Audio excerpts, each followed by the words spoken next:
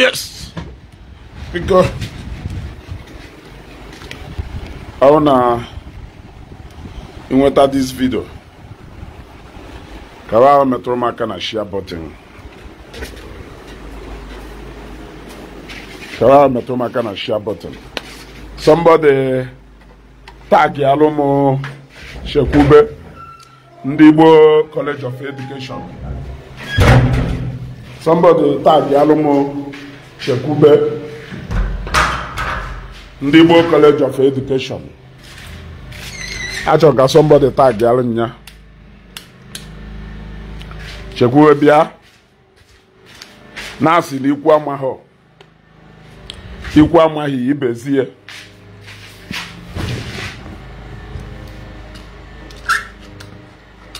Somebody tag Yalun Shekube Ndi Igbo College of Education. Nyabia Nasi li ikwu amaho ibezie. I thank God now for once, since age we do all this drama. At least this time, more people open up now. We go Mathias the truth. You want to go?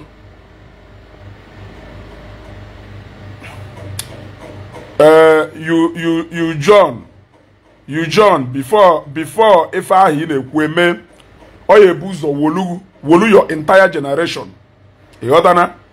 Oye buzo wolugu, o wolu chago, o wolu your entire generation. Hard or innocent, but that is to show you that no fake. Mwediki jake butelu generation yet destruction. So God can not only take you, God will take you and take your entire generation. I just thought I should tell you this before I block you. We use Zuzu out from this page. We use Zuzu out from this page. Oya, away. Ndala. Feka amahife. Ulane Zuzu garisha. Thank God now for once. Uncle IB, people like Uncle IB, people like Kelafa, yeah. Kelafa, this guy. In fact, a lot of people. While Mathias Ezeaku this time around, we have been saying it all this while. But maybe circumstances surrounding the way young people when a lot of people this time the kind of message on enye. Thank God, a lot of people actually told him. A lot of people actually spoke to him in the language I believe he will understand. Thank God. We have been saying it all the while on a me nebu muna in dozono. He did it nebe mistibuno. He did it nebe mekanino. He did it mbameshi mona gonglo. He did it na all the accident scene. Okom across too. He did it the time he saw ebe trailer da no bosi. I don't know that no melu in them madaho or no melu on them madaho. And he continued doing it. So it has to take our people this issue surrounding young Pope due to the manner and the story surrounding the death of that guy for people to actually understand what we have been saying all this while. But Obidota Adowamma, Odowalubo, Ositeta Adowamma, Odowalubo, more Igbo people are beginning to understand how destructive messaging Mathias Ezeaku. Let me even call him by his name. More people are beginning to understand how destructive he got to go. And how I'm only that guy though. Sometimes I don't know that guy on the reason go through his brains. Yes, I don't know that guy on a reason go through his brains. And I tend to believe with Ife that if from on ministry that not that guy who somebody ran away, that he ran away from a psychiatric home. Yes, he ran away from a psychiatric home from Obosi. I am beginning to believe what he said, because he mentioned the name of that man who treated this guy in that psychiatric home. Yes, Emeka Agwu, thank you very much. That different mentioned specifically the name of the man who went the psychiatric home, even this, and they treated this lunatic for God's sake. And I believe, thank God that the people are beginning to understand his messages. You got that? I thank God. And I'm full videos on Facebook. A lot of videos people who name about him. Even some people believe in his messages. Some of his messages. You got to go. Even some people believe in some of his messages. Are beginning to see reasons where we have been pointing at. All this why. Then happens here Makande cut the ignorant of what we are saying. One day they will learn. One day they will understand. Since Mathias is used to mocking people with their circumstances, since Mathias is used to mocking people with their misfortunes, I wonder why he did not mock his brother the time Ndi Igbo Ejiofor. Or is his brother not an Igbo man? Is his brother not living in this same state or country where we are, where Christianity is dominated? Why must he have to exclude his brother from that message on a spread? Why no na God that Jesus Christ has abandoned his brother? Why no where is Jesus? That Jesus should go and free his brother. Why did he come on Facebook and start crying and start shouting and start asking people to speak on his behalf? Why did he come to Facebook and start soliciting for people's sympathy over his brother?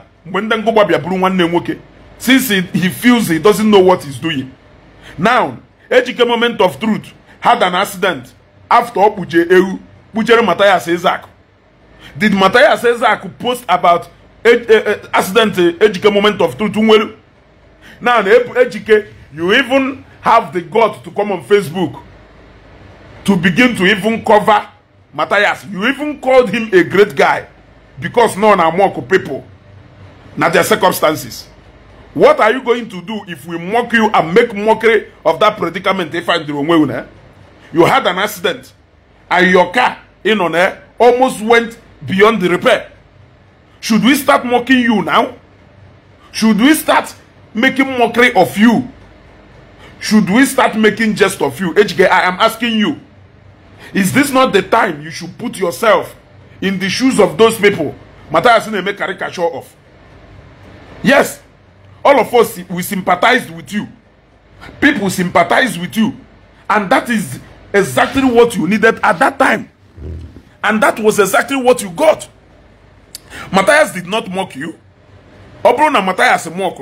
I believe that by now, you should be speaking in tongues.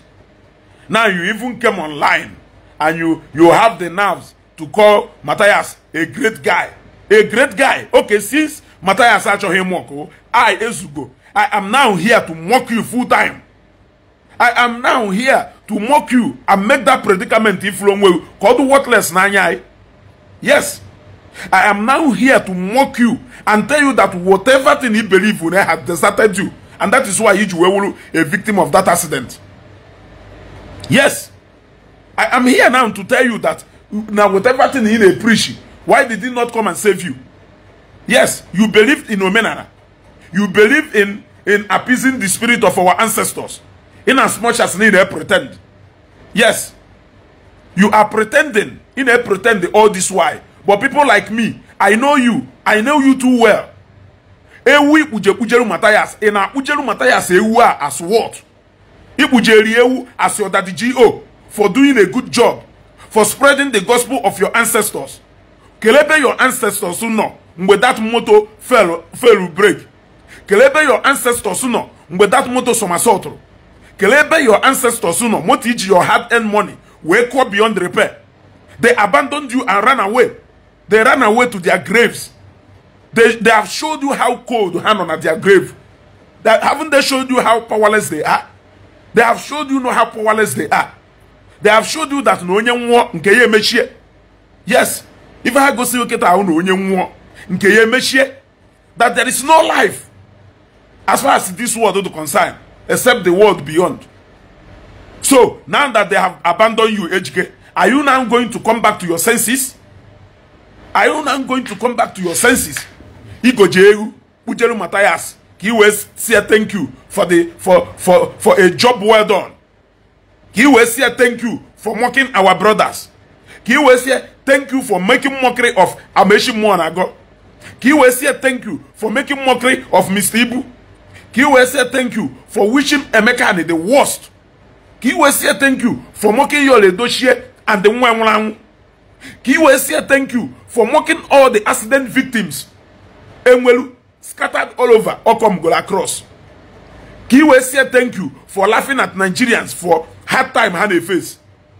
And God, who I always say that God can never be mocked. And God cannot be mocked. He remains God and he is still God. He had to show you a little, which is akananti kodoro. If I go say go akananti kodoro, he only gave you a little judgment. He gave you a little judgment.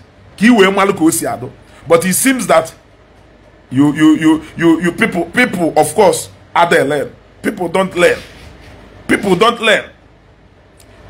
Or educate in a ka a prophet biagbayo that na akananti ka Chineke dolo.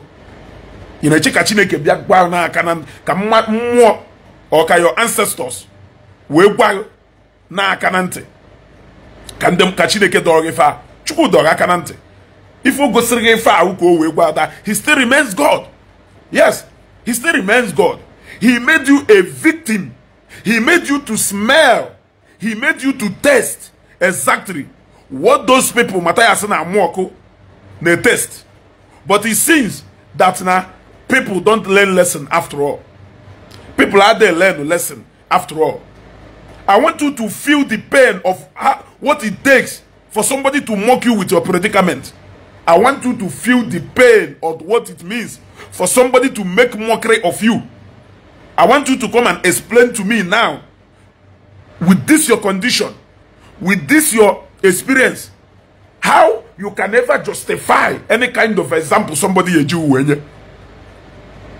Onweho any example somebody a Jew wenye in that your circumstances you have to tolerate. Yes, onweho any example somebody a Jew when you in that kind of circumstances he had to tolerate. Because then ever metuna can share button share this video. Una share this video. I don't share this video. Can I finish share this video?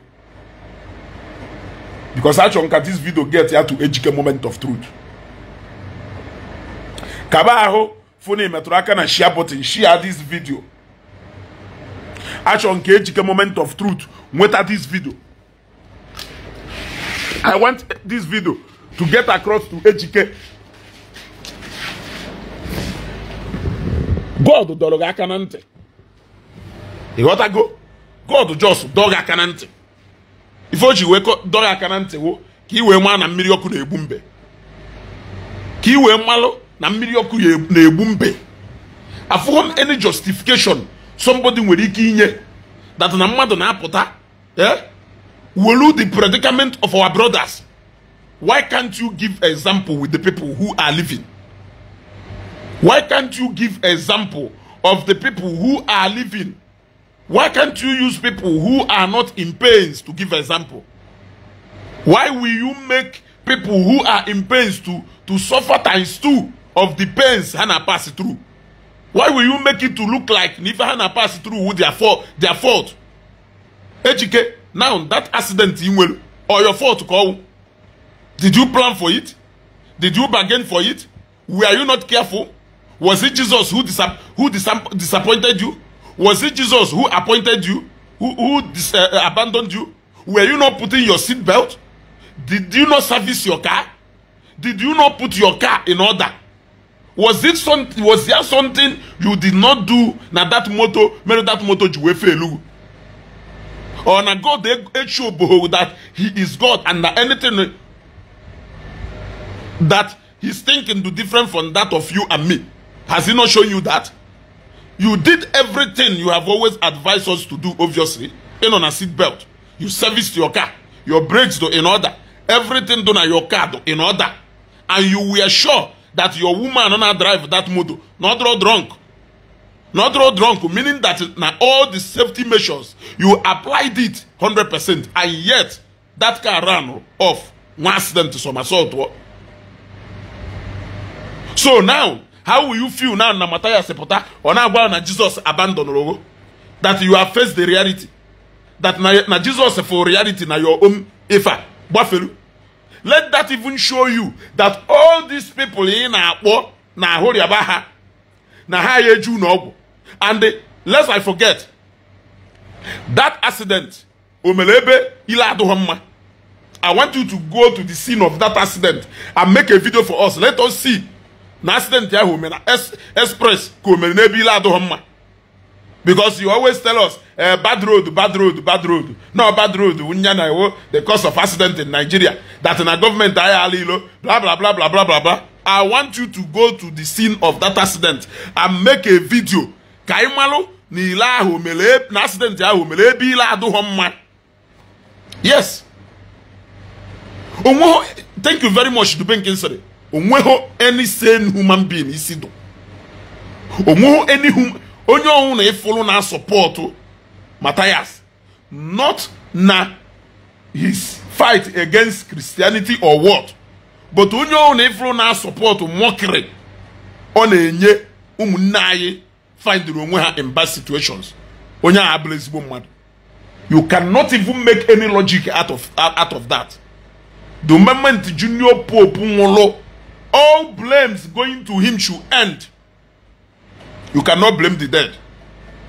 You cannot blame the dead because the dead cannot come out to make any amend.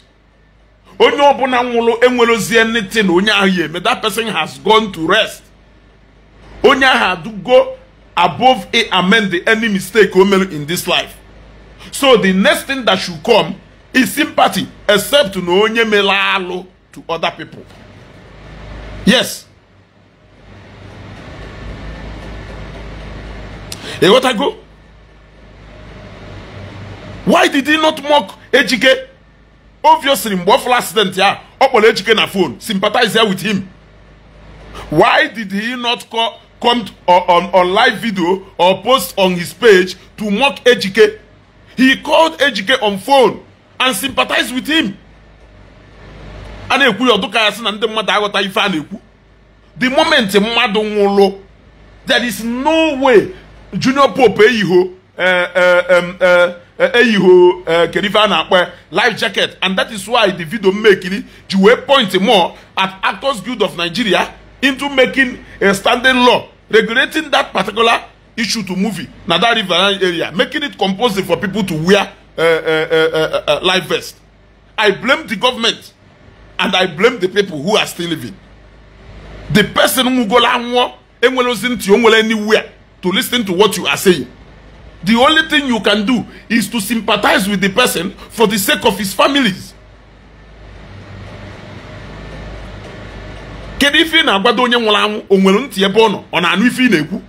Or you make it amend. What do you want the person to do? The moment your message to go now to people who are still living. And that is why Mweje made Mathias arrest. Watch here all the people who made a video about that guy. Yeah? I will make all the people that made video about that guy. I didn't see people mocking him. I only see few people who advised him and forgot about it like he wasn't even in that scene. Everybody focused on Mathias, giving him a piece of the same meat on the mother. It seems like that guy the insignificant the whole of that thing. Not until the time Akusayon JVCT. In fact, most of the videos people name that guy had into the picture. That is what it is. Imagine if no a Christian kadati melu that guy yabalebwe melu onwe hi fo ye ju we moku ndem amoko nya ka ogwe na okwere ebe ha na aka uka ka abia okporo ya kelife kpata na Jesus Christ azo he o chefuzie na ancestors ya ho o na glorify o se no santo keke ego obiro na ndo otue kele ebe fano ha na-egosikwa na ha do as powerless as etu ha do mgbe ha nọ n'ụwa. They are still showing you that na ha do uncreative as etu ha do mgbe ha nọ n'ụwa. You are still calling them. You are still calling them people who left what they knew and embraced new civilized way of living. They embraced science and technology. They left the archaic way as when they live. They embraced the modern way. They forgot their old system of worship and they embraced the civilized way of worshiping God.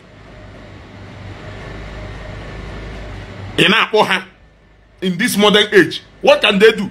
Do they know anything about this modern age? Ha operate with the one abaketa. Ha nyarodi automatic ana anya kita. He use generator. Mbo ụfọdụ n'ime ha. Ha maka esi repair generator. O nwere ife ha maketa. Ha ma ụfọdụ n'ime ha ọba plane. Ụfọdụ n'ime ha maka plane si take off. O maka plane si land. Kedu ife na akpọrọ ha? What can they do for you in this particular age and time? We told you that Jesus Christ is that God is omnipresent. He knows the end from the beginning. That is the God we are calling. You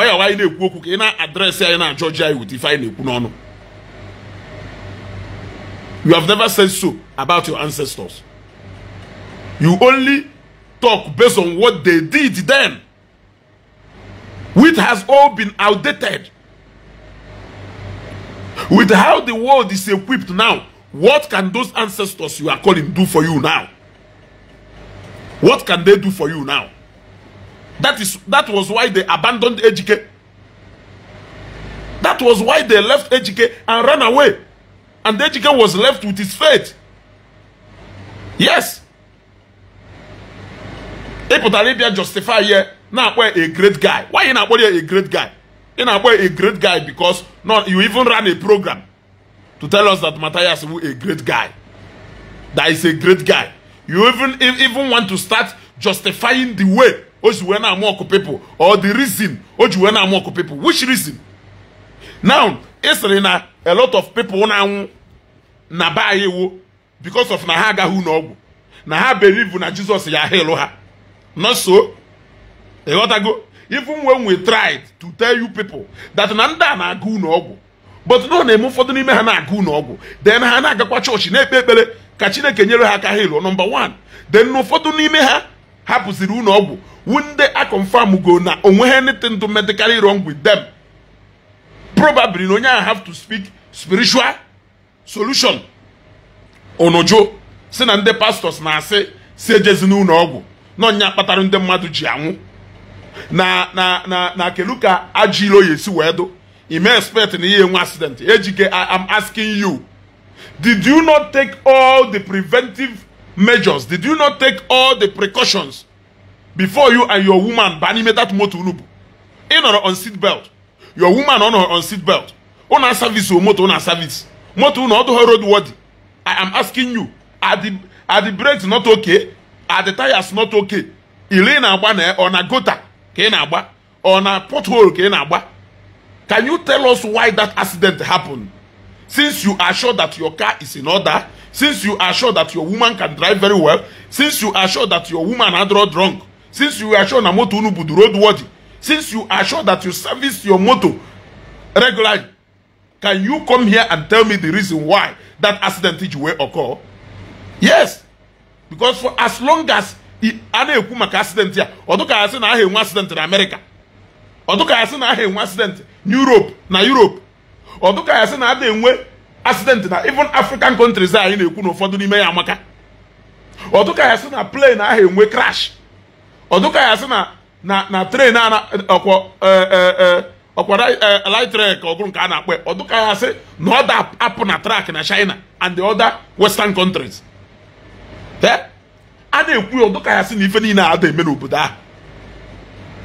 So now come and tell us come and answer these questions for me. I want to know I want to use you now to set an example. And the matter what if I know Onya Holiari, Sena Onya Mwa, Sena Heju no, Mandamunu no. Ameshi Monago died in the hospital. Mr. Igbo died in the hospital. Eh? Tell me all these people mmadụ n'ime ha ka ọ bụrụ na hospital ka ha nwụrụ. Mmadụ n'ime ha nwụrụ elsewhere. I want you to come and tell me. All the people that died in your family, how many of them did you people not take to the hospital? So, kelebe message Mathias ya si abia o si amoku ndị mmadụ. Eh? Peter Johnson, I will keep blocking you. Isho, Brukwa another account to be, I will keep blocking you. It won't cost me anything to be blocking you. You gotta go. Eh? So, can you tell me? Ebe that message is abia. Eh? Ebe anno kita. Ahuri ama ana meju no. But oigasi no ogwu oburu na medically. Oigasi no ogwu oburu na medically. Onwe bere akwomozu me post. Akwomozu akita ayi galo na Ezeagu na Enugu State. Where a mother and the son was buried the same day. Yes, I visited that guy myself. We visited him in January, first week of January also. We visited him in Onisha. Yeah? It was because na somebody swore no yeri hebe. Ogwara he yagwa no yeri hebe. Na hanjari na nwe afọ. Ewe nigide umu nwoke niile nwanyi mulu ni 401. There is nothing oga ijeleba na January. I say her no. Na heje buhu necessary test any dirime. Kefon na gwado mefa. Yeah? Kefon na gwado mefa. We have to ensure by you make available cash. Kejekwa mekwa test. Ejekwa meme test, mecha test. Unwe ifa afro na this guy. Mwe bia fu cha ye no necha. Fo etu these guys we tacha do kaisa. We kwuo na nka ayeme na anye. See from ebe ahụ no. Puo na analu no da. Ebuje you no ogwo nwo. Akai na ya kwa mwe yesterday. 2 weeks ejika ya kwa 2 weeks to the burial mwe. The guy je wala agba. Ime go ne spending na that guy. Ime go ne spending na that guy. Ime go ne juwe spending na that guy. If nwunye ye ebe nwunye na ebugari ye. Yet at the end of the day, ife mmadu kwulu na ebe ha no mezuo a whole family ma nwanyi. Eh? We say to we ga. Ana agwago na the days are evil. Ese ine kechi eliri na nte. Ese na ịma ho. Mana ịpụta na agboso na village go.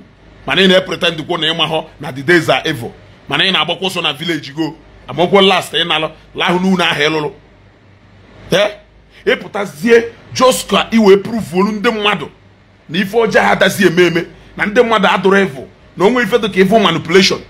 Iwori ịpụtazie na amoku our people na their predicament. Ndị ntọ kidnap nwanne Mathias. Was it as a result of his carelessness? Did he commit any crime by a drive na-eje somewhere ndị a wee jide wee buru eti na moto? Did he commit any crime by driving his own vehicle? Tell me the crime he committed. But are those people ji wee jide? Oye ji wee wuru onye ọzọ ka ejidere ife a. Mathias agwazie na Jesus Christ abandon gị. Kelu message ị na-enyesi ndị mmadụ? I want to know that message ị na-enye ndị mmadụ. Your message wu onye ahụ rịalụ nya ju n'ọgwụ. Not so. Also na your message. Onye ahụ rịalụ nya ju n'ọgwụ. Bagalia na hospitals anyị niile all over. Jee na akwudo ka efu mmadụ ebe a. Ndị na admission. Jee na teaching hospital Nnewi. Ka efu mmadụ ebe ahụ. Every day ka doctors and nurses na pass out from school. Jee no coffee. Iro no coffee ka efu ka student nurses and doctors ga sa ebe ahụ. Ma ndị ka na-agụ. Jee na Unizik ka efu ha before ha gbadata coffee. Bagalia. Every day can nurses and doctors na apụta. Every day can rush people to hospital. Every day can discharge people from hospital. Every day can ebubu people na mortuary. Tell me, can if it do there for you to laugh at people? Ego spend na health to Mr. Ibu. Ụfọdụ ndị akpata bụ he n'ụwa. Onwe ndị akpata bụ such amount of money n'ụwa ha. mana spend there na who Mr. Igbo yet Mr. Igbo Iwaji. What is there for you to be mocking people? Can if you amu people amu? Eh? Ane kusa Africa. Afugo mo onye bujeje obodo iwo nwo. Je na airport ay every day. Ana ebunata mmadu asingwa afia from obodo iwo all over. Bagalia na airport ay. Osikike na ifu plane landele ebuho cargo mmadu. Osikike no ifu plane landele. Obuho cargo mmadu onye nwuru anwu from China, from America, from everywhere all over the world. Mmadu na abata na airport every day. Are you not aware? Nda ho ha no n'obodo oku na enwuru enu. Okwo ha no n'obodo ebe ha na Jesus na no one on one na anwuti. Yet mmadu na anwu ebe a. So can you tell me reason oyeji we na anwu oku nde bayi? Epụta isi Christianity jikwa we megono, Christianity jigara imegono. The assistant hospital akwudo okwo ndu ka nweye. Okwo ndu ka nweye. Ondo ka nwe. Che back ifife alụgarịkwa na rie rụcha ye o meet a standard of a university teaching hospital. Je back ifo. Jeni yenu. Ki wala anya balako. Bagaria all over. Ilu ke ifu mission hospitals. Ke ifu ka mission hospitals si perform very well. Bagaria. Ki gwam reason.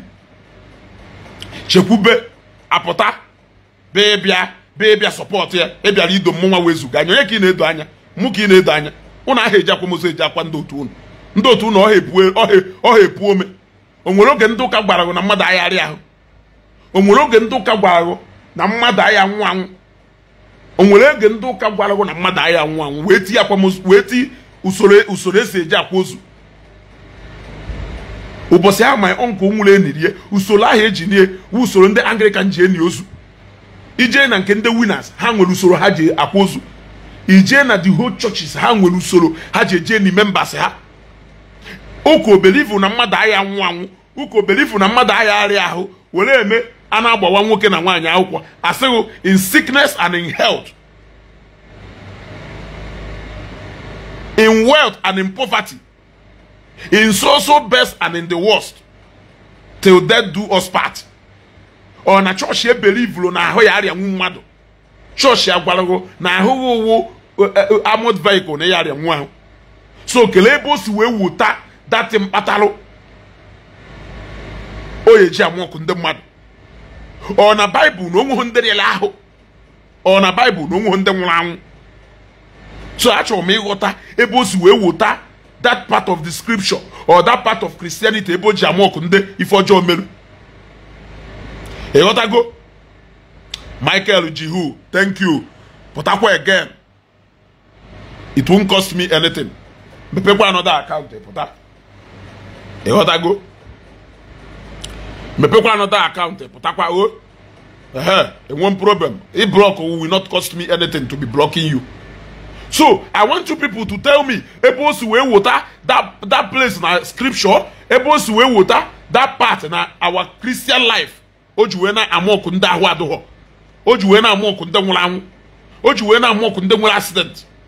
Can you tell me? Ọ na onwere ndị rịara ahụ na Bible. Ọ na onwe ndị nwụrụ anwụ na Bible. Ọ na onwe ndị a lot of things we for ọjọọ merụ na Bible. Ọ na onwe ndị betrayal mmadụ na Bible. Tell me what is happening in this life today that did not happen in the Bible. So kele on what basis ka ọkwụ wee na-amụọkụ ndị mmadụ ụfọdụ pụta ha na justify here. What is there to justify n'ife ọ na-ekwu? He is talking nonsense. Where that he is reasoning it. All of us cannot be gentle. Uncle Ibi do gentle and he spoke in a gentle way. He also passed a message. A lot of people do so gentle in the way as they treated their own. Mmadụ gentle. If you don't want to get my message because of what I am saying, then it is good for you. It's none of my business. I can't help you. Yes. Oye kwuwere gide ife ntiri ụbọchị ndị mmadụ ya eji ife wee kụwa agwago nya na one day na ndị mmadụ ya appear 2 by 2 n'ebe nwere accident. One day ọ ya apụta na accident scene bịa na-evidogharị ndị mmadụ appear 2 by 2. Imagine ọwụ nọ na side River Niger ebe ife ame Junior Pope owe wolu phone we put ebe Jesus Christ has abandoned Junior Pope. Jesus Christ has abandoned these ones. Jesus Christ has proven that he's useless. Can you imagine even the mother came? Even the mother kakuyeba and the mother kakucha ife Obana news for the wrong reason. Always go on Obana news for the worst reason self. So it won't even be a new thing. It will not be new. Yeah? It will not be new. But go to maybe pastor preach katana we gwago na yari aho. Or ni yeju no. Ebuko bi na je hospital visit na Seraphic Hospital. Always ana mafia ana etinye n'ihu akwụkwọ. Ojebe here because na Mathias kwuwere okwu. Seraphic Hospital has been built long even before Mathias and his people started talking about Zion ministry. So he did not build that hospital obviously because of Ifa Hanako. That hospital has been built even before somebody like me started talking about Zion ministry. The same thing with every other pastors. Mbaka Nejo hospital visit. Mbaka this year alone has spent over 600 million naira on charity. More than half of this money got to the hospital. So can you tell me the stand the boy aku well I'm more condemned mado? Of a ben accident or say ogono on accident ade mebe ndosha. Okwahase na ndosha abandon wara Christianity. Obviously, when another thing they protect here. On accident ade mebe ndosha. Ebi lodo as flat as ties big. Yet accident in mebe ndosha. I na fear. Jena 1,000 ways to die. Odoka hazi eme na nefa. Jeba. Ilu okefu the kind of accident in mebe ndosha. Mankene eme nuno, mankene eme nilo on a daily basis. Kone eme. Jeno fodu mobode ebe nwela snakes and agwo on have to go mad steady. Jene ebe nwegasiri natural disasters on a boom mad steady in their thousands and their hundreds. During pandemic, it killed people even in the Western countries than it did here in Africa. Yes. During the time of COVID-19, oburu mad more na China, boom mad na Western countries more than oburu mad in Africa. If you put all the people COVID-19 bulu in Africa, oluho the numbers of bulu na China alone, we are not even talking about UK. Health workers for check that time. Not minding that na ayengo enough oxygen boxes here. But Ndocha were in numbers, but they ran out of it. It overpowered them, and they even have to submit to God. They have to submit to God. So Kerifi Neku, natural disaster has hit the Western countries more than what hit Gold Africa here. Yes. So let us also enjoy that blessing from God. Let us also see that part of love God show like here. Obviously, maybe because we pray too much. You never can tell. Imagine if I count the fate of Nigeria. No na COVID-19 bialo on Nigerians the way also we strike it to na UK and the China na America. That thing killed more than 1 million. What am I saying? More than close to 1 million people more na America alone. On one record on Africa as a whole. Yeah. Is it not obvious that God follow na no bro na that thing before Nigeria the way also way before China? A single human being. They don't do no Buddha. I lose 100. So God fought that battle for us because He knew there is nothing we can do about it. So, if we even follow na happen line in Nigeria, we demand the human effort, but we are picking the wrong people. But if I home and if I ye overpower, if I home and all better, there is no more any way I yes we meet up with it. He always prevent it for us. That is why he ejafo uboneke no dana na tsunami. Na enwere heavy tsunami here anywhere in Nigeria. Earthquake. Keriva na akpọ nke ni volcano eruption. Uboneke fu dana area. Ubone ke ifuta na alo na mepelu swallow a large portion of of people. God knows that there is nothing we can do about that one. God knows that before why sorry. He knows. And that is why Oju protect here, prevent such things from happening here. Because here. Or when a COVID-19 battle here, mother can't here. The whole of Anambra State hospitals and up to account to hospitals nine do Anambra State there oxygen room up to 50 that oxygen if I in the mud and the whole of Anambra State. Imagine if no more than 1 million people suffer from that serious part of COVID na Anambra State here. But God prevented it for us, not because we are perfect. Obviously because we pray too much. Obviously because there is a lot of spirituality going on in this country. Yes. Petrol. Aisona, one of the highest oil producing country in Africa here. He blessed us with money. Then I misuse that money from Abuja and AK Nakanaka. He has done that part for us. Has he not done it for us? Oh, bless in Africa with mineral resources. Or mismanagement from our leaders. So he has given us that blessing from birth. He is only helping to sustain our people. Because Nigeria because of our goal. Looking at the hardship in Nigeria. Now yet people now survive where I will tell you one act of God you are overlooking. It is miracle. It is already miracle that people are sleeping and waking up in this country. It is so a miracle that people are still eating 3 square meals in this country. Eh? Open a condition to Nigeria before or UK. Believe me, in 1 year, only can don't do no but that high 5 million people or 2 million people. I am telling you, they cannot bear it. They cannot stand the kind of hardship and suffering do no but that. Any Western countries ye be that kind of suffering and hardship. Not even a single one. Even right now, government some people are still getting depressed day by day. I know that mother boom more now look at Zambia.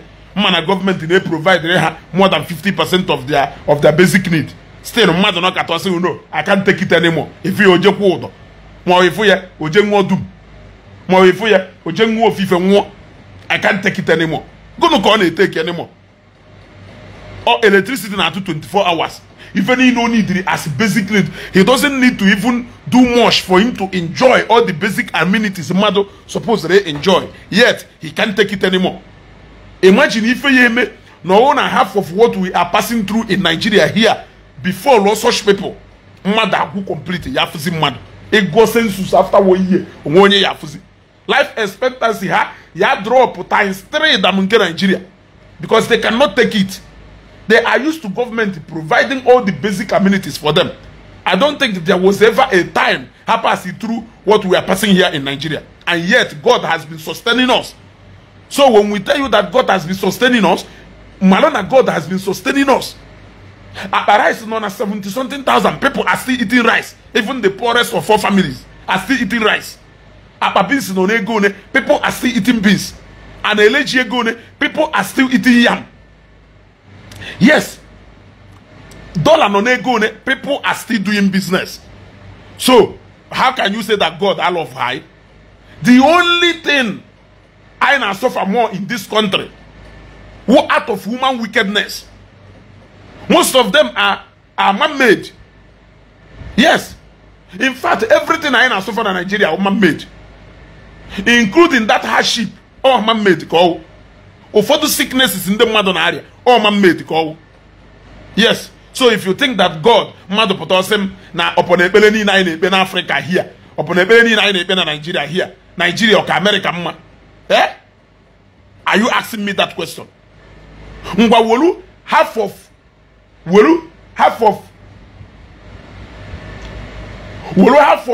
into leaders America si we dozi be hanye Nigeria. Just half. In fact, quarter. Ke na Nigeria proportionally. Ke fife yeme. Ka mari fe wa America. Yet not the heart of our leaders. Ka hado as focused and the goal driven as a half of into American leaders is we neme. Ke na Nigeria ya na America enwere for ya to Nigeria. Why are you doubting that the prayers I make in this country is not helping us? Is Nigeria not a hell? And yet people are surviving here on a daily basis.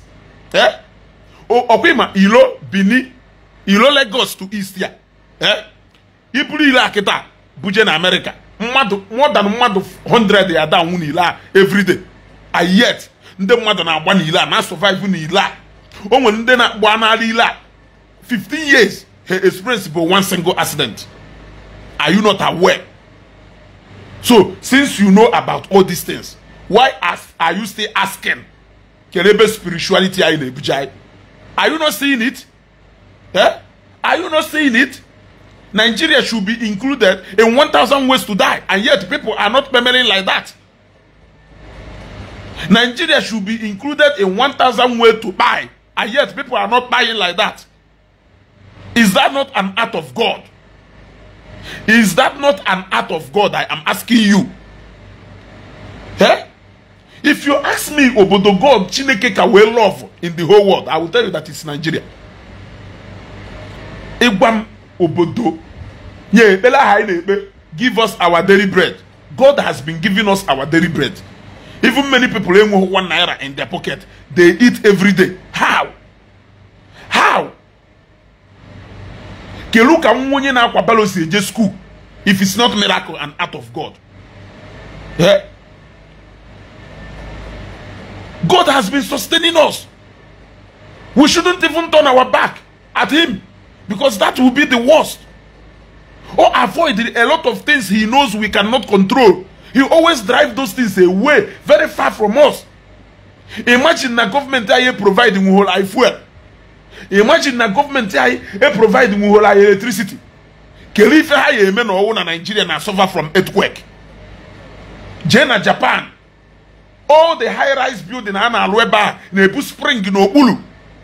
Government effort. Government effort. The moment mmiri na drop na on the standard of ilo ha na alo mmiri na drop na ozugbo on na dry mmiri ya. Dubai mmiri ya dezo. Onwere a whole year na Dubai mmiri ya yezo. Mwe a whole year na Dubai mmiri yezo once. But the government of Dubai na artificial rain ozo. The government of Dubai na alo artificial beach, artificial lake. What do you think will happen? Nobuna Nigeria find the in position Dubai, Do you think na mother ya that surviving at that obodo? You are telling me that you don't know that God is wonderful? God provide everything for us, that our government can never think of providing it for us. And all of us will buy. He provided for us. Did you ask yourself a question? What would have happened? Nobody in Nigeria, a landlocked country. At least, Omenala Igbo a lot of oceans. If I complain, you see, why I look at seaport? Zambia seaport. Zambia seaport. But government here find a way. Has the way organize even if you see from transit from Tanzania, Dar es Salaam, Odu organized. Imagine if I came in Nigeria to Zambia today, and you are telling me that God has not been providing for us. He provides everything nature He provided for us. He gave it to us in quantum. He gave us one of the richest mineral that we are mismanaging it. Upon that, He has been sustaining us, not minding that human mistake. He has been sustaining us. So onye serego Nigeria and China, Nigeria and America. During the time of COVID-19, we made politics. No more COVID in China. Are you for real? Are you kidding me? Opulo no opulo how effective Chinese government did. Economy of China kada during the time of COVID-19. Yes. Economy Nigeria, China, akada during the time of COVID-19. People had to fly in. People had to fly out. Goose they move, but goose had they move like that because during that COVID-19, flight rate flight rate well. So kende na kwasigi far. Onye China mu na eme business has to confide in me. Sim Eric, not sure eju mo fa ajuju se kerifo o sim onwe ka ifesi we me na China. O we bia na Africa. Nya no onwe ka this pandemic is we do too much na China. Nke na people have to start running away. My play a good host to her in Africa here. Say you are welcome anytime you want. You will not even feel that you are not in China. Osin, thank you very much. In the middle of the night here, I'm on China that time. Nyaka somebody up here, na semina, ne camouflage here. The China ha like it is for the information self. Emmanuel will a lot of things in China, South Korea, North Korea, Hano, if I hear ha conceal or may Yano Nantego. Can break it out, get beyond their secrecy and they hold on at the news and fly out their country. Because some of the news when it was a bad reputation or bad image of their country. Hide here. Hide kwa kenwe.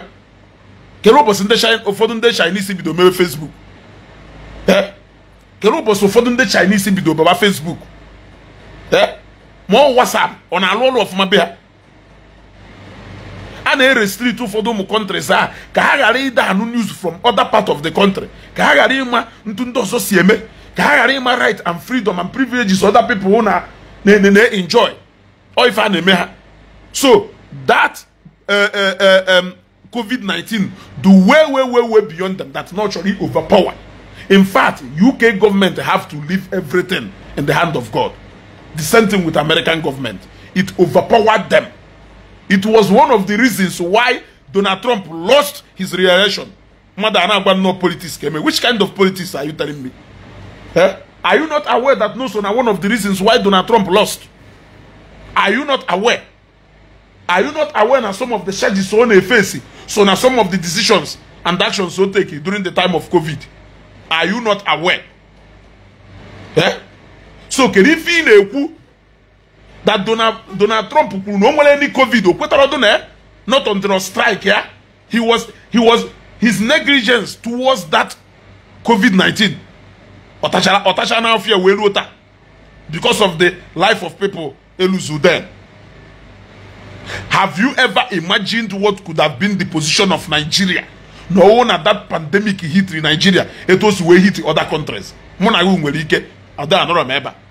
In fact, open at that thing hit in Africa. Let me even use Africa as a whole.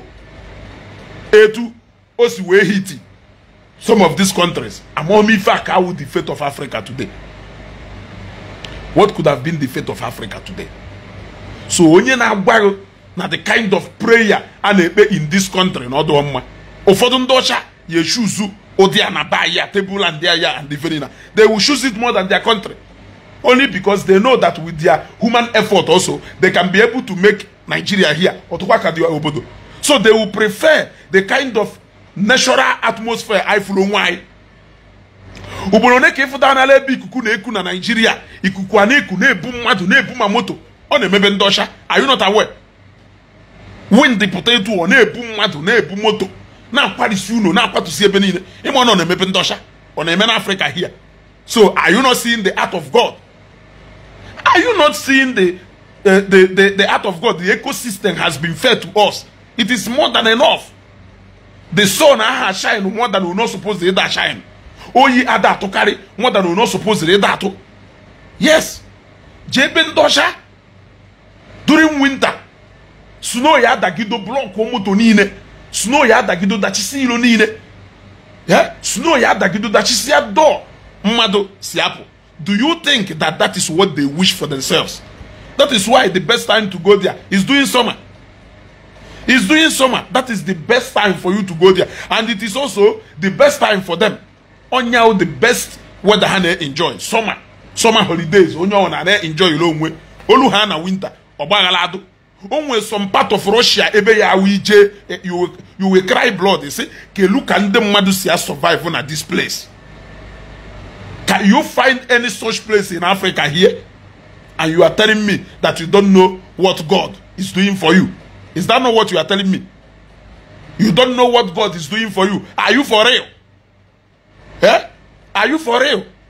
Yet in Dosha na hapu beha na June Africa here. June Africa here. Eh? The same way is here. Here. People are migrating. There is nothing special about any location or so. Whatever done in America, we can make it we can replicate it here. Individuals are doing it. Why can't government do it? Why can't government do it? Can you enjoy summer too much? Thank you, Talo. Do you think they are not suffering? Sometimes some of them wish that they are from Africa here. Yes. Onyo shamune ene me business gwaram na onye China mune ene me business gwaram na kanjuro kelu agwarinya na the whole continent o ganalo kelu continent ebe o ka enjoy more or say no Africa continent. No Africa. You see why? Or say na the weather is friendly and everything. In fact, or say na colleague no Ghana kita as we speak. Na colleague no Ghana that they have decided that before the end of the year that they will tour at least 6 countries in Africa. What we are lacking here is government failure. Did God give us that resources? Yes, He blessed the land of Africa with mineral resources, rich mineral resources. What has failed us? Human capacity has failed us. Our fellow, our leaders who are more like our fellow citizens, they failed us. Upon that, God has still not abandoned us. Eh? The kind of government I'm in Nigeria and the kind of suffering people in survive well. Believe me, survive well. That some of them are living in good homes today, not because of their effort. Government they make go all those things possible. Mortgage then at the end of the month, government will charge you of more cool, gas, everything. If you leave them to hustle on their own and create that kind of lifestyle and sustain it by themselves, they cannot. That is where Africa remains the best. The highest human resources not the whole world. I can tell you that you can find it in Africa and in Nigeria, because there is no single South African or Zambian that can be as hardworking as Nigerian, as the weakest Nigerian. Go and write it that way. A Nigerian can fight and be a government to even his people. Do you know what you are saying? People like Ifeanyi Ubaha, Tai, you know Balubeha, because it's light. Name Abani, he nye light to others. He nye water to others. Ndosha do good na government ide nye fenye. Hadro good ni nye others. A lot of transformers do no ba. Who individuals do ile? Who contributions ki individuals email or for those single individuals who go do those transformers. A lot of good roads enwe na newia. Who individuals are here. A lot of hospitals, clinics, who individuals are here.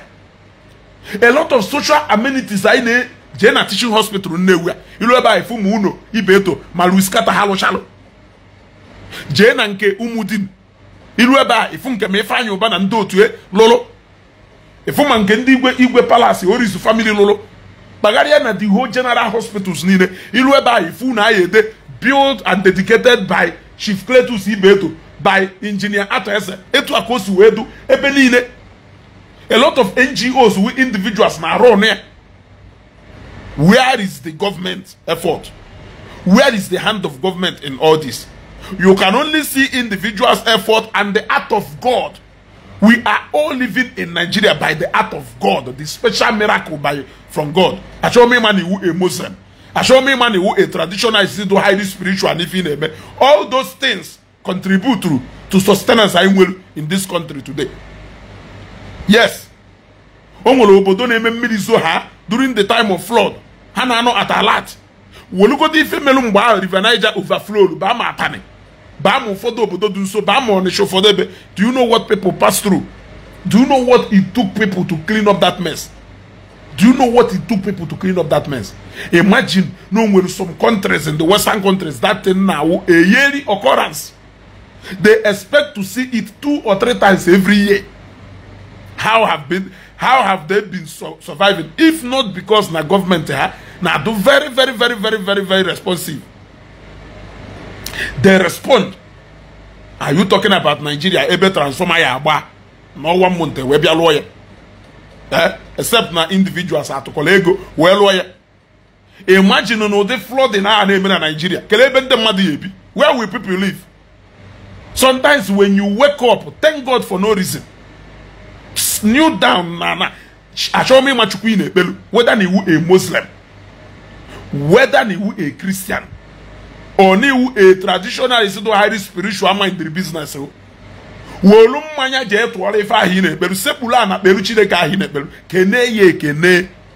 are living by His grace. That you are not living by His grace. That person is deceiving you. In African country, man, been no but the government in a provide the more that agwago munu and a million on a compound they been government. I pay nothing above 3,000 to 4,000. Na million they use from first day of the month to the last day of the month. That is how much I pay. I pay nothing more than 4,000 on my electricity bill. They use 31 days in a month. Let's say na 3,000 no 1 minute, which I doubt no na carry or no. Let's say na go 4,000 every month. Water which we use. This is light which give us comfort because now with that light, my fridge is on. With that light, my electric cooker sini. With that light, my electric blender akwife. With that light, my microwave na alolo. With that light, my water heater na alolo. With that light, subscription DSTV mu for ahame missing any episode of my favorite TV program. Electricity if attached in do too much. Electricity lasts in my life more than 40%. On a easy more than 40% stress. I don't need firewood.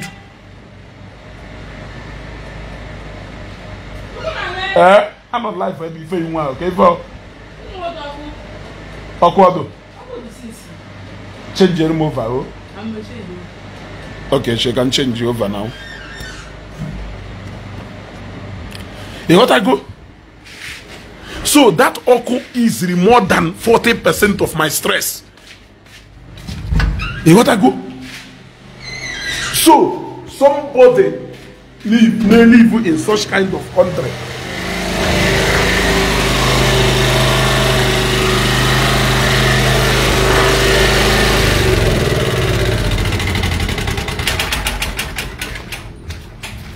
That is what I'm talking about. That is exactly what I'm talking about. Generator. I will still power it again in the night. And a quifa. Although can you see I survive all these things? Yeah? All these things with a government in Megolu, although affordable to Zambians, the poorest of communities in Zambia, water, miri, nagane. The poorest of communities in Zambia will access to clean water. Will access to clean water. So what is it we are talking about that you don't understand? By mere people surviving in this Nigeria or a country, it is an act of God. Yes. If you are waiting to see the miracle and you are not seeing miracle, you have been neglecting the best miracle if you can find in any part of the country. Yes. People surviving in this country. Eh? In a country where government is not active. Which country can ever survive in the Western countries without government government being active and responsive. Do you know? To have even a working ambulance here, it has to be donated by Engineer Attire, donated by Shifimo Okonkwo, donated by Engineer Chris Nka, for you to have an ambulance that is working, that is responding. The other time, Oko na agba no bo osisi na Nnewi. Onwe any water, onwe any kerifa na akpo water kerifa na akpo and the fire service. Onwe any fire service tanker na alu olu around Nnewi. Ifanyoba had to send his tankers from Ifanyoba Stadium. They came all the way to Oboisi. Biabanyosowa Oko na agba eba. Are you telling me? Keluka ndo Oboisi has me business since. Keluka business ha kokwesiwo we kwapia Oboisi all those period. Are you not seeing miracle? Is it not the art of God? Is it not the art of God? Okwa supposed to get wipe Oboisi today. If not because of God. Because now, when any provision government make from Ambendosha, when if concern the Onyosha, Onyosha ti does be in your bupute, moto na be burieno. I am I know say good bills nina from utilities on Apple at the end of every month. Even on day when I call government na Apple, Keluka jobless people not in this country say survive. Is it not the art of God? Is it not an art of God? Is it not an art of God? Is it not an art of God? That is the greatest miracle you can ever find, even in the Bible. I don't think that the kind of miracle in this world, no in the Bible.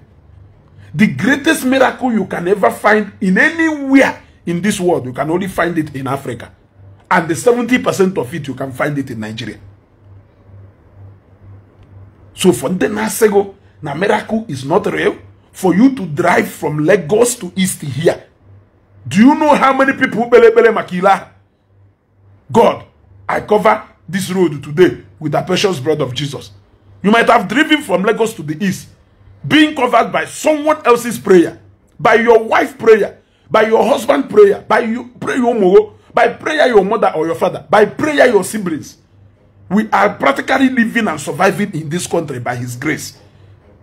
And that is it. And that is it. So, aphorism Mathias Ezeaku Amoko our people.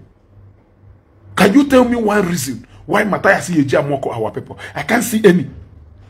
I can't see any. There is no way God is your way. Now.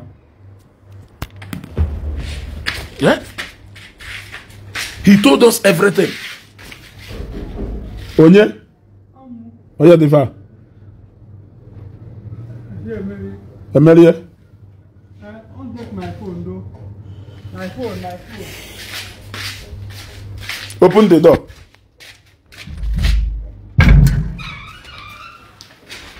Open the door. Did I lock it?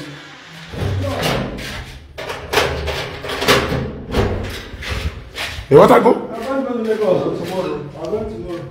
With the dad, even daddy. Are you traveling with daddy? Are you traveling with daddy? No. Oh, he's remaining. Okay. I'll see you. Let me finish what I'm doing. Yeah? Okay, go and come back. You want to go? So even Jeku go hana kife hana ko, hana ko nyanyampo. You are seeing that miracle every day. It must not be miracle of healing. It must not be miracle of Namadu Sinongubini. It cannot be any kind of miracle. You want to go? But miracle happens in Nigeria every day. People are living under high tension cables in this country. Keno budebo neme. Kelo budebe fudana lebe madu nebi no bulu high tension. Na Nigeria can na fear. And they have been surviving. Anokata once in a while. And when one accident in and when one casualty. People has been living close to the rail line here. And they have been surviving. Kelo the kind of ifene bendosha or more like suicide. The man do not commit in Obuda State. And yet God has been sustaining them. Yeah? Do you know the kind of careless lifestyle people may live in this Nigeria? If not because the Nigerians are highly prayerful, highly spiritual in Nigeria.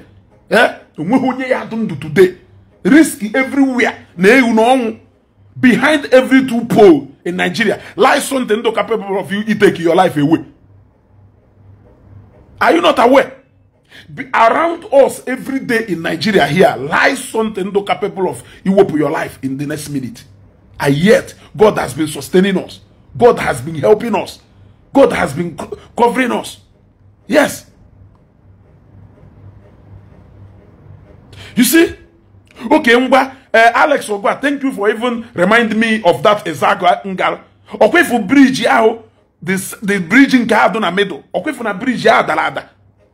Okay, for na bridge, Okwapano, Emanona, Miami. Okay, for na bridge, dalada. Ohuetua. Emanande community house, you know, Baho. Katipa Nine Bubataja, Tipa Buaja. This SSO ATC on the Shawebunde Mad Webia, Aquamuzueba, Equoda, Ebunde Madageba. Opposite before that bridge in the Madrid, we will up away Sue, we will ban. How has the people of that community been surviving? Yes, one of my fans here, na comment section, that na that thing since 2017. So they left it there until the day that thing has sink down into memory. Mother Bejum, where is Jesus? Where is Jesus? Jesus has abandoned you people.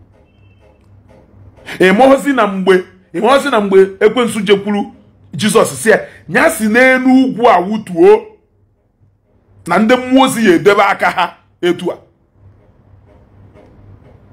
ugoria na Jesus gwara ya say anwakwo na nwa nke mmadụ anwakwo na Chineke kelu onwa osikwe nyato no stones to bread o ma no ye menwuye man if ọ na-achọ ka ogwe una that there are so many things God has given you power over. And you don't do things because you can do it.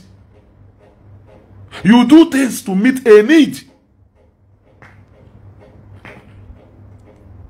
So you don't expect that miracle everywhere, even most places. Even most places. When we know that God has given us everything we needed. He is merely sustaining us. Every day, in Nigeria, he was tempted 3 times. I know more than 1,000 temptations in Nigeria every day. And yet, God don't protect you. Only if you do no Buddha do capable of it will matter any minute. Only if you do no Buddha adro capable of you will matter every minute. Okono ne mano kata Chineke adai akanante. Kai maru kene ne ifa na eme na mmiri oku na egbumbe. Okwo na Chineke ne mono kata odai akanante. Ontu isi ebugari egbe n'obodo a. E afu egbe etu a ifu na Zambia. Every place in on a hold up police no ihu usi etu aburuche egbe. Isi ebe a na apụ ka inegharị anya ebe a ifu ndị amị ifu convoy ibu siren esi etu aburuche egbe.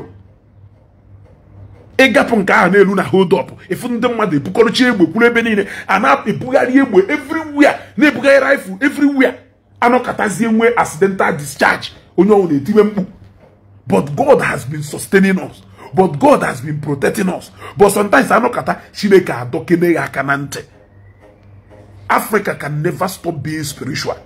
The moment I consider our commitment to our spirituality, Africa is doomed. Don't worry. Bible recognizes that na ike edu n'enu, na ike edu n'ụwa, na ike edu n'ebe niile ekwugo nye ugboro one. But na as Christians na yi believe na aha Jesus karịrị ike niile. Ndị Muslims gwakwara na afa Muhammad karịrị ike niile. So nguma firukwa na afa Okonkwo your ancestor karịrị ife niile. Carry on. I can only try to woo you to my side. You try to woo me to your side. I will try to convert a Muslims. Christians are converting to Islam on a daily basis. But spirituality in Africa can never go for anybody no na Europe feel na ndoshe believe na nka na ndoshe believe na nka na ndoshe believe na nka. Do you want us to start living like them? Africa push up. Can you even move away from Okada from especially people who been in Lagos? He survived one in Lagos from January to December. Ili Ji Thanksgiving the first week of January. If you survive in Lagos, if you live in Lagos and you survive in Lagos from January to December, Ijeho Thanksgiving. All good eating mobile envelope 2 years. Si Chineke, thank you. E wolo na halusi ki ine bere. Ije wole ebunu jesi halusi ya, thank you. Babosu from my 2 litu on that bridge. Ilitu oduki isi seme, oduki isi Kotonu we bata Lagos. Yamano short distance kegal. Traps everywhere. Danger everywhere.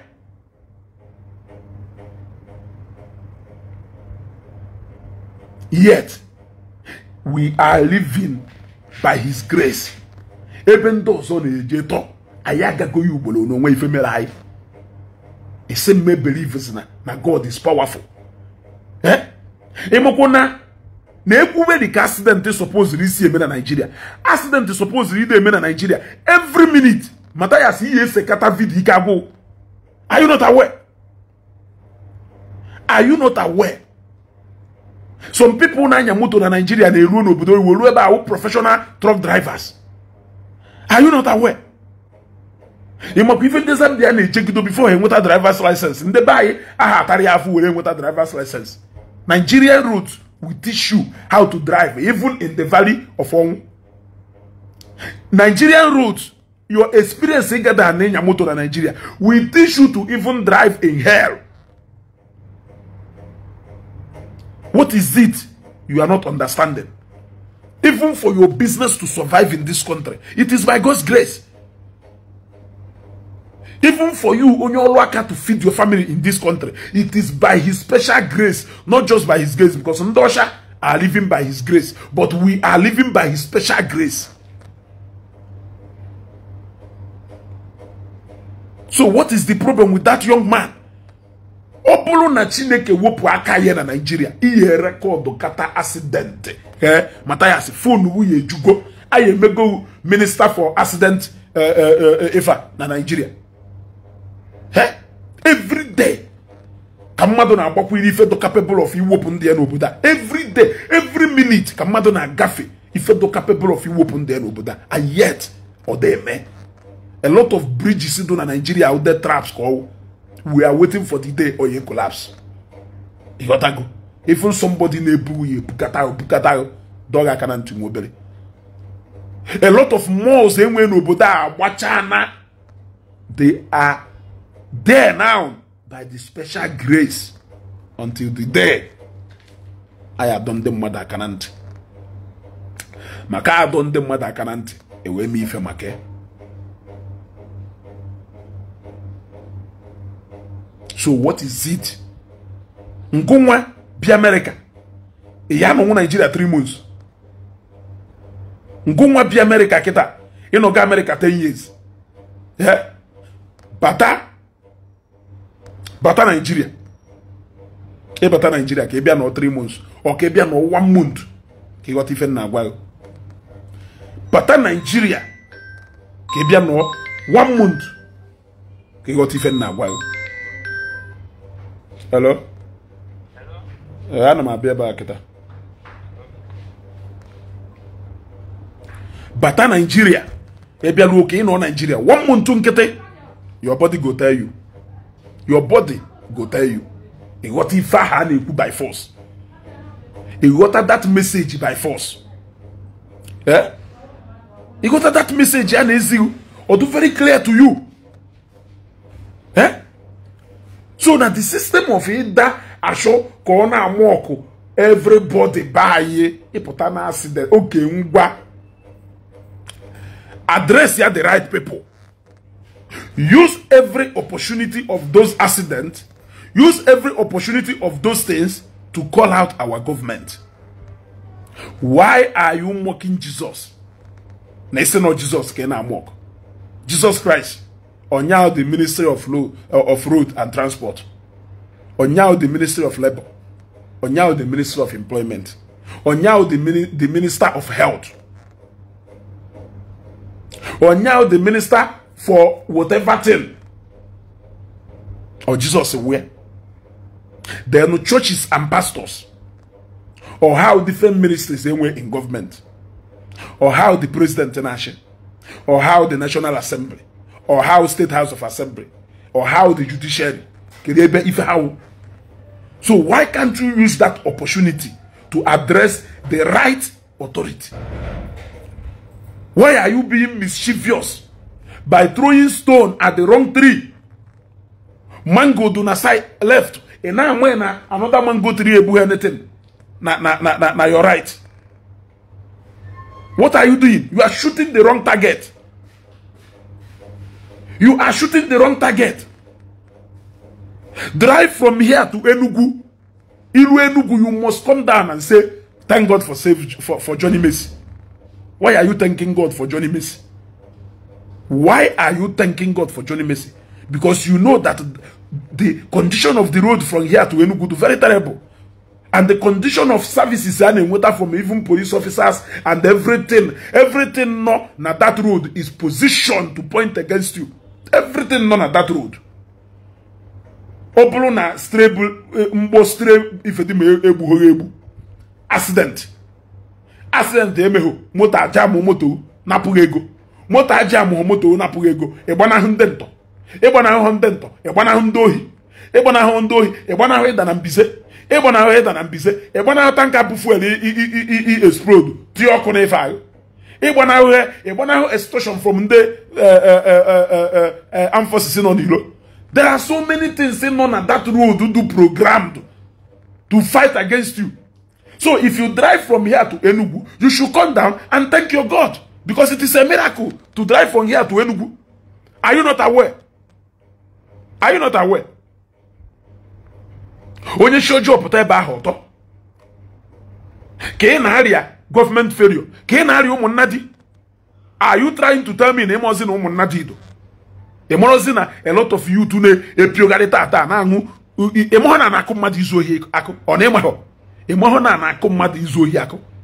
Emoho no nwere nde agbochacha alogwu wolu bottle star, bottle alcohol, wolu bottle mmanya nyawa ha n'onu na foto keko picture ha tiwuye n'ime alcohol bottle kushie ye onye aha nwe yiri mmanya na akpagharị onwo kai nke onwo nka ebo sokwuru gu na ewuri na eche ofu ha ebe akpuru kreti mmanya o return ozugbo o wee ṅụọ mmanya dagarigido. Ụfọdụ n'ime ha mechalụ shorter salvation, ụfọdụ n'ime ha ṅụgidoro mmanya dagarigido nwụọ ebe ha na-aṅụ mmanya. Are you not aware? Ọ na-eme ọnụ onwe ndị wụtara nnukwu oke ọkụkọ wụta nwunye ọkụkọ kekọsịa ha ọnụ were bebi nwoke na nwaanyị wee mee ife mere ha na n'ọnụ ike nwaanyị ka ha ya nwee n'ụwa. Odi na nwunye mmadụ, odi na nka, and ụfọdụ n'ime ha megidosi ebe ahụ nwụọ, ụfọdụ n'ime ha mechalụ sọta onwe ha. Are you not aware? Ọ na-eme ọnụ onwe ndị abụrụ ọnụ n'onwe ndị na-operate with course enyelu ha. Ọ na-eme ọnụ onwe ndị abụrụ ọnụ. Ụfọdụ n'ime ha awụ clergymen bụrụ ha ọnụ, ụfọdụ n'ime ha awụ ndị dibịa bụrụ ha ọnụ, ụfọdụ n'ime ha wụ parents ha bụrụ ha ọnụ, ụfọdụ n'ime ha awụ ndị okenye bụrụ ha ọnụ. Ọ na-eme ọnụ onwere ndị ekele eke kechaa ha kekọọ ha aka na ọkpa ke ha na mmụọ ha na-agba nnekenekene in the real life. Are you saying you don't know about all these things? Are you saying you don't know that more than 50% of ọnwụ a na-anwụ na Nigeria here na ọdụrụ natural? Are you not aware? Even governor state Goma, even governor na-achị Goma, even president na-achị anyị Goma. That is why I had you when we protocols when ye be niile. Iche na ọsọ egbe ndị egbe ka ha na-eze. Iche na ọsọ ndị egbe ka ha na-eze. Ọ bụrụ ọsọ ndị egbe ka ha na-eze. Kedu ife protocols niile ahụ ha na-eji eji obodo oyibo? Ada agba egbe n'obodo oyibo. Mmadụ enweghị ike ịgbanwe n'obodo oyibo. Ife a na-eze eze mmụọ na Nigeria karịrị even the physical things ị na-afụ.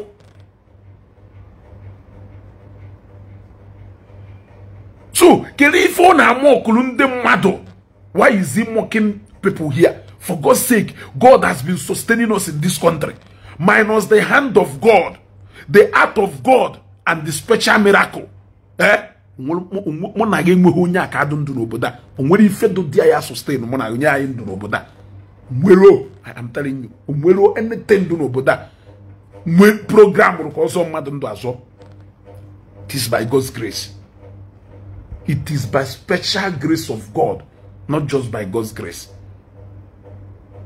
Everyone poor n'obodo a ke ya fife do capable of igbu mmadu, and yet mmadu na apagari 365 days in a year. Escape oye. He said no by grace. Ndoshone take such risk. Ndoshone take such risk. And I'm hajono. Apart from natural disaster before her. Can you force so? I am asking you. Can I know that thing? Epatazi why the only strong thing I de la no nyaji ai. He say I happy because of Nandosha na ha heme. He said na no bulu wuzu rezu. Ndeba ijuzie bagareba ebe pụta na fu ebe accident do emo ko onye bai ebe pụta na fu ebe ahori alụmmadụ emo ko onye bai hold all the right authority accountable. We will support you. Abiyazna make mockery of yourself. Abiyazna be make the fool of yourself. You are too big if you behave in such a childish manner. Ofu but the mother ye plank 2x2 we pia jegonu na one accident scene. Jeno mark here today's date. Epota na accident or for the families. Inwere ike mo ko family Mr. Ibu henebe ndu e mo ko family young popo henebe ndu. Onwe family here amok they will not leave you. How they going to have na one place. Ha nweta na akolo he yege egwu. Ikweta na mmiri oku na egbumbe. Go on the whole Igbo thrown into morning. A pota they make nonsense post that doesn't some people na Igbo and I support they laughing emoji. Nde Chineke ya akpochoko.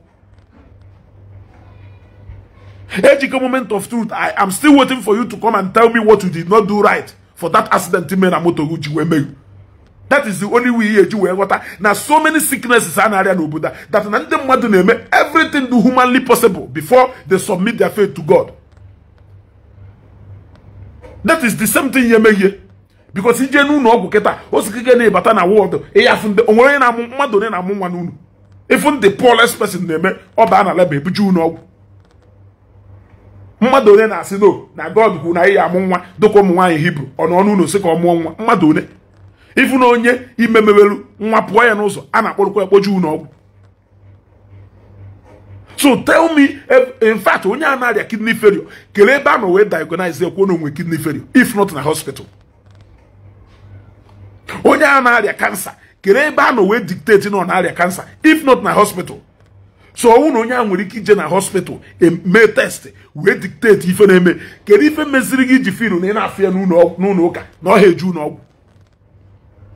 Une worry, they inflict emotional pain on our people. The people you should be telling sorry, you will be mocking them. The people you should be sympathizing with, you will be mocking them. When families are mocking, you will be celebrating. Oduko mwenye go na celebrate, makanike dorundu unenu. Oruom with the same reality you preach before your brother. Na Facebook, you make more than 15 posts within 2 days on the same thing. You post to them and then will accident. Post to them makande pastor. You suspended every activities by your page for the sake of your brother. That is the same thing those families in their face. That is the same thing the same faith in before those families in Amok. You failed to mock Ejike because no you go goat. He has given you goat. You will with your mawi. You failed to mock him. For once. In Nigeria, he felt the pain of those people. Mathias and Amok. See the Ejike answer here that Namo jury one question, and I will be ending this broadcast here. I will still come back again this night by 8 p.m. I will want Ejike to come and answer that question. Okay, what is it that Ejike did not do right in that motor that day, or not ensure her safety by being on a seat belt, by getting a driver man, a motor former the driver's license here, or a motor had always serviced. Or na brake motor had okay. Or no he maintain the normal distance. Kerife fatal accident ya juweme. No Bruno they blame Nigerians that everything they mean at this country is all about our negligence. Then I am asking you, Ejike, what is it you did not do right that made you people to get involved in that accident? When you answer me this question, then you will know the right advice to give Mathias. I will end this program here. Dalon, I by 8 p.m. Ka Obosta Mala Emma. Dalon.